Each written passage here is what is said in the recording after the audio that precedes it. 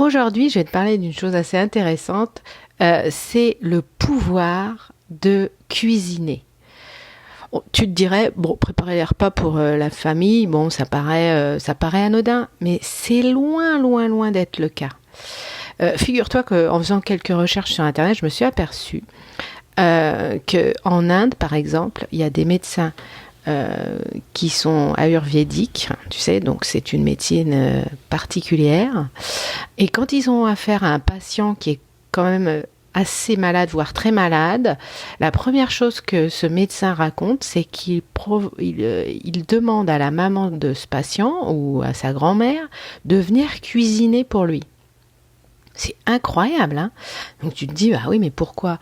Pourquoi c'est cette coutume?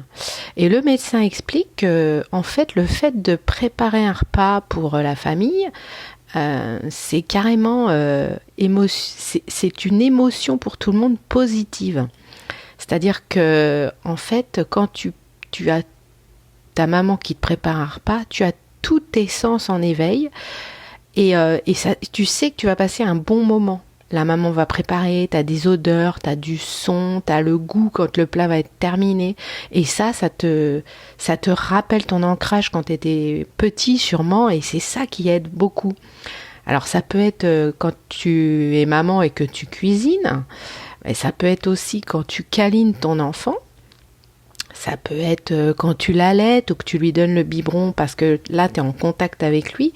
Et c'est aussi quand tu le berces. Tout ça, ça provoque la même émotion. C'est une émotion qui, en fait, si on creuse bien, c'est un peu compliqué, mais en fait, ces émotions que ça génère, ces faits-là, ça va libérer des hormones.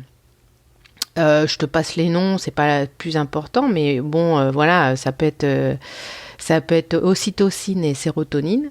Bref, ces deux hormones sont des hormones du bonheur. Donc dès que l'enfant est en contact avec ces émotions-là particulières, le fait que maman prépare à manger ou maman câline ou maman le berce, etc., eh bien, il va avoir un déclenchement, un shoot d'hormones du bonheur. Il va se sentir super épanoui. Et du coup, son esprit va vraiment comprendre que ça lui fait beaucoup de bien et il va aimer ça. Et ça va contribuer justement au bonheur de maman, parce que ça marche aussi pour la maman. Je sais pas si tu as allaité tes enfants, moi je l'ai fait, et j'avoue que cette période est super. Quand tu allaites tes enfants, l'enfant bien sûr, il est très très content de ça, mais également toi, tu ressens les hormones qui sont là, et c'est un shoot de bonheur. Donc voilà, je voulais te parler de ça ce matin en te disant que quelquefois, et je te comprends, tu as cherché des solutions pour ne pas cuisiner le soir. Malgré tout, tu es tiraillé par le fait que tu veux faire des repas équilibrés ou pas, enfin rapides, équilibrés, etc. Puis tu essayes de minimiser cette tâche.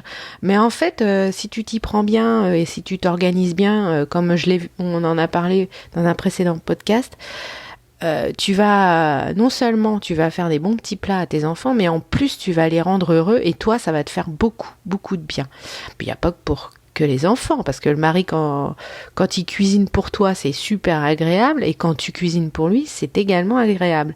En fait, tout ceci c'est un cercle vertueux et ça fait en sorte que quand on fait à manger ensemble et qu'on prépare des repas ensemble ou qu'on se fait des câlins à ses enfants ou les enfants te font des câlins, c'est un cercle vertueux et tout le monde y trouve son bonheur. C'est un exemple concret pour que ta famille soit une famille happy. Happy family! Allez, je te dis à très bientôt. Si tu veux t'inscrire sur la lettre Happy, la lettre Happy Family, c'est dans le lien en description. À très très vite. Belle journée. Namasté.